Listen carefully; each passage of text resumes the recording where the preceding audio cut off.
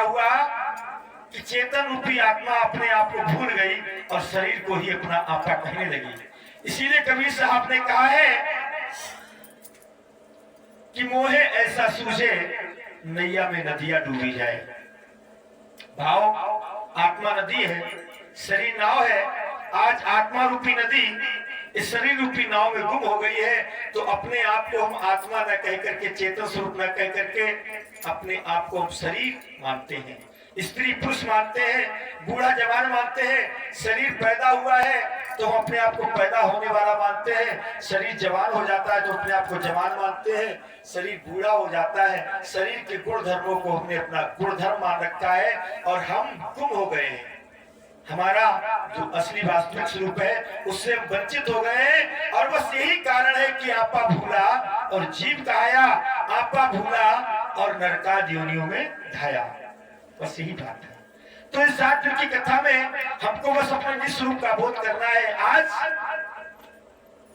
भगवान भोलेनाथ कैलाश पर्वत पर बैठे हुए हैं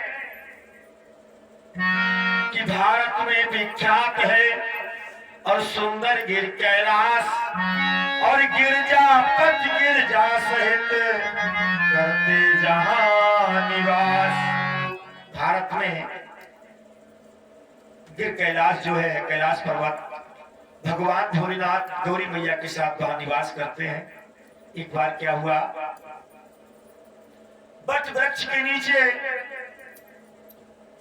भगवान भोलेनाथ सच्चिदानंद भगवान अलखनाथ भगवान के चिंतन में बैठे हुए थे।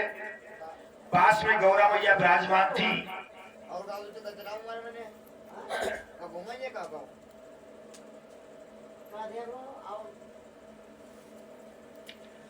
पास में गौरा मैया विराजमान थी। तो कहा है कि खुली जब योगेश की जब समाधि राम और मुख से निकला शब्द जय माया पति राम। जैसे ही भगवान भोलेनाथ की समाधि खुली तो उनके मुखारबिंद से शब्द निकला कि जय हो मायापति राम की जय हो। जैसे ही शब्द निकला तो गौरा मैया कहने लगी,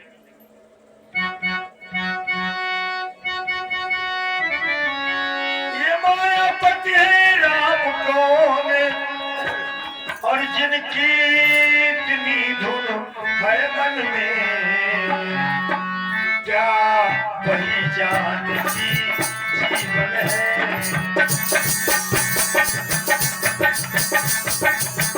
क्या वही जानती जीवन है, क्या तुम हो बिछड़े है मन में।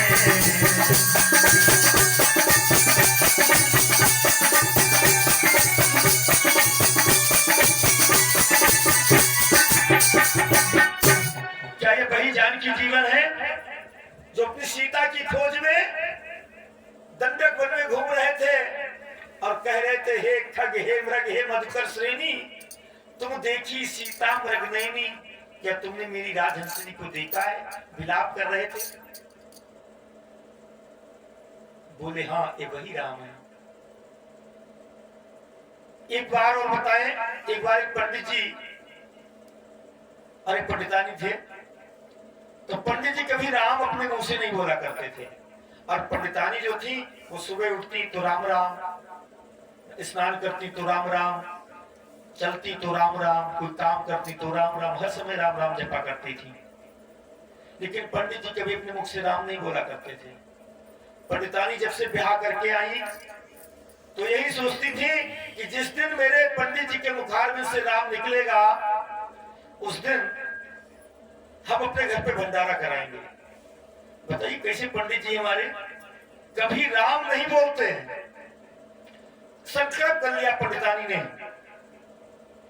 एक बार क्या हुआ, पंडित जिजमानी का कार्य किया करते थे।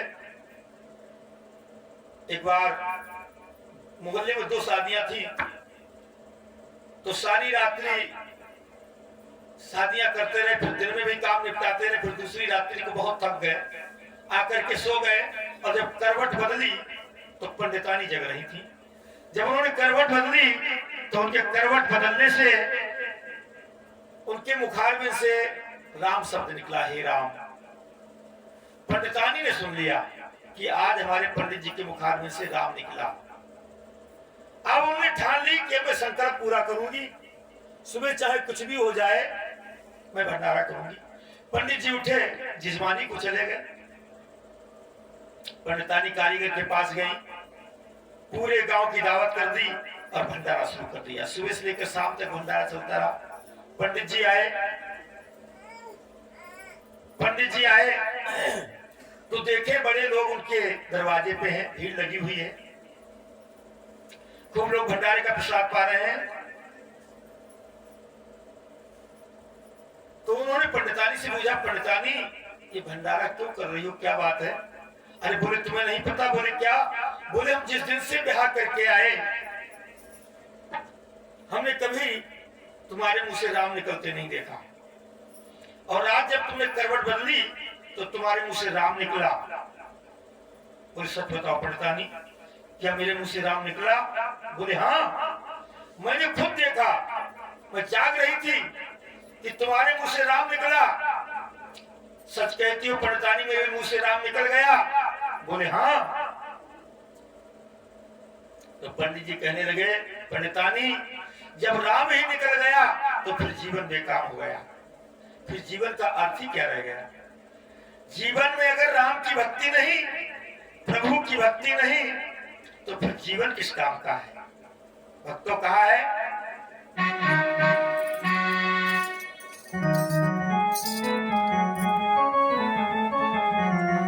अर्चन जाए ऐसो हो जीवन राम बिना।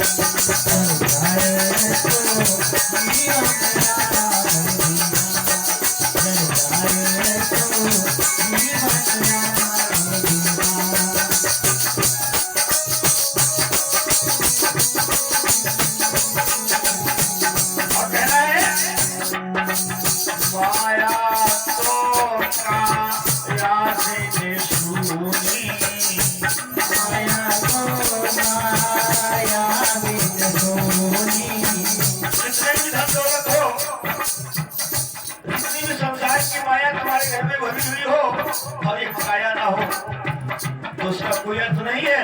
इसे कहना है माया को याद में शूनी, माया को याद में शूनी, शूनी है शूनी है और पुत्र बिना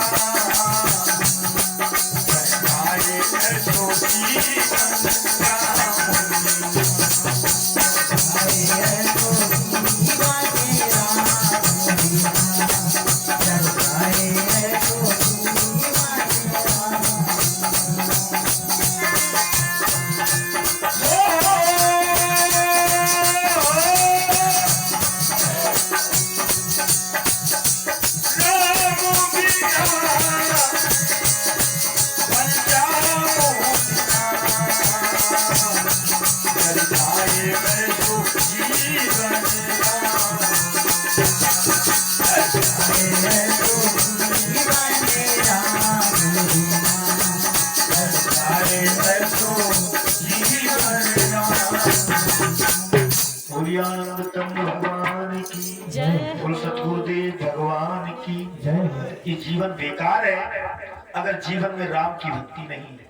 मानव जीवन ही मिला इसलिए कि इसमें भगवान की भक्ति हो सके, और मानव जीवन पाने के बाद हम उतना ही काम करते हैं जितना कि पशु पक्षी और जानवर करते हैं। तो फिर मानव जीवन ही क्यों? काहे को पढ़ाई लिखाई?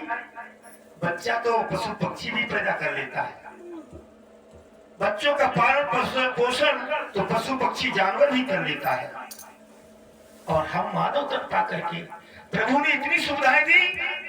अच्छे अच्छे महल बनाकर रहते हैं, नरम मुलायम गद्दियों पर लेटते हैं, सुंदर सुंदर भोजन को खाते हैं। प्रकृति की जितनी बढ़िया चीजें हैं वो मानव के लिए है, और इतना सब कुछ होने के बाद भी काम उतना ही जितना पशु पक्षी और जानवरों का है। कवि साहब ने कहा है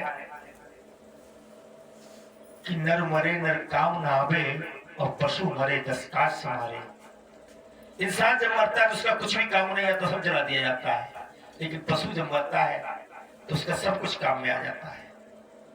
इससे तो बढ़िया फिर पशु है। इसलिए मानव जीवन पाने के बाद अगर प्रभु की भक्ति नहीं है, राम जो सबके अंदर रम रहा है उसकी भक्ति नहीं है, तो फिर जल जाए ऐसो जीवन राम बिना। आज उन्हीं राम की बात को गौरा मैया कहती भगवान भोलेनाथ से, क्या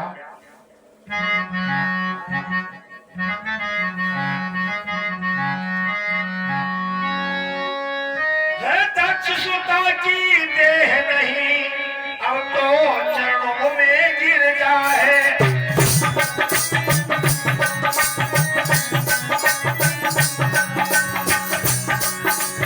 पूर्व जन्म की उलझन को सुलझा देंगे तो अच्छा है।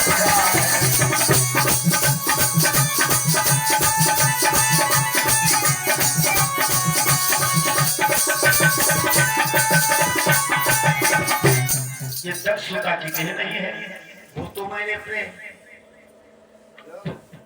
पिताजी के यहाँ यज्ञ में भस्म कर दी।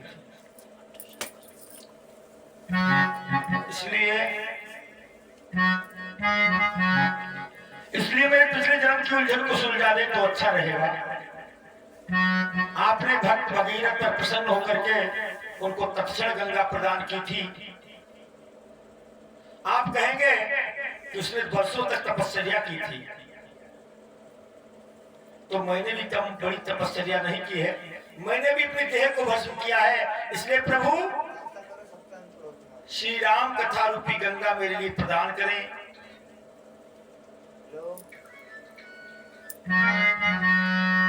कि भाव भरे, श्रद्धा भरे, विनय भरे, निर्दोष और कल्याणी के वचन सुन हुआ परम संतोष।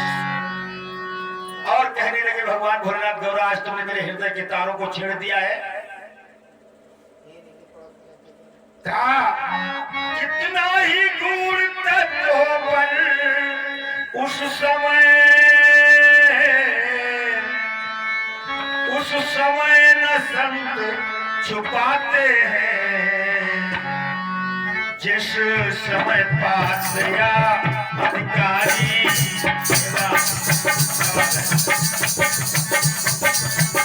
जिस समय पास या अधिकारी अपनी इच्छा का आते हैं।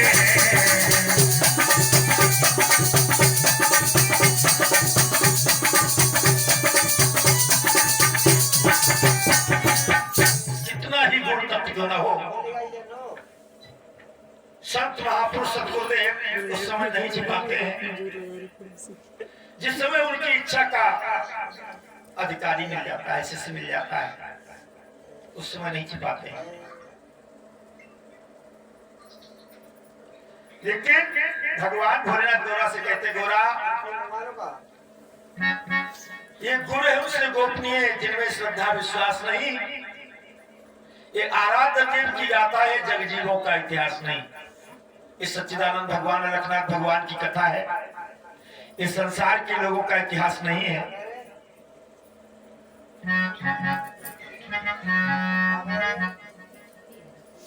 इसलिए